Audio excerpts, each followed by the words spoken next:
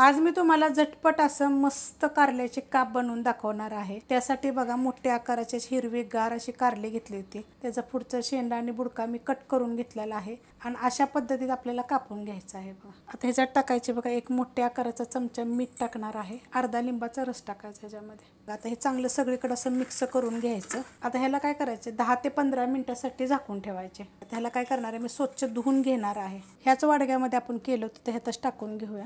मिरची पावडर घेतलेली आहे, एक कलरवाली अर्धा चमचा, थोडीशी हळद घेतलेली आहे, अर्धा चमचा गरम मसाला पावडर, अर्धा चमचा जिरे धने पावडर, थोडंसं मीठ घेतलेलं आहे आणि ही हिंग पावडर घेतलेली आहे। लसूण आणि आलं मी कुटून घेतलेलं एक चमचा आणि थोडीशी कोथिंबीर घेतलेली आहे।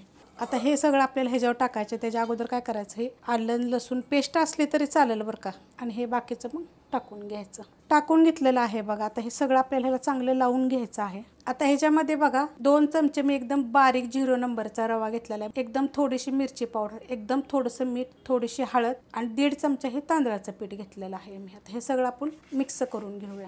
आता काय करायचं बघा, अशा पद्धतीत पकडायचं आहे आणि ह्याला असं आपण काय करायचं दाबून लावून घ्यायचं आहे सगळीकडून। असं पॅन ठेवलं आहे बघा गरम करायला, त्याच्यामध्ये आपण तेल टाकून घेऊयात आणि चांगलं कडक गरम होऊन देऊया। हे अशा पद्धतीने ठेवताना सुद्धा आपल्याला काय करायचं माहिती आहे का, झाडूनच ठेवून घ्यायचं आहे। आता हे जे आपण पहिले ठेवले होते ना, हे फक्त पहिले उलटे करून घ्यायचे बघा अशा पद्धतीने। मस्त बघा भाजलेले आहेत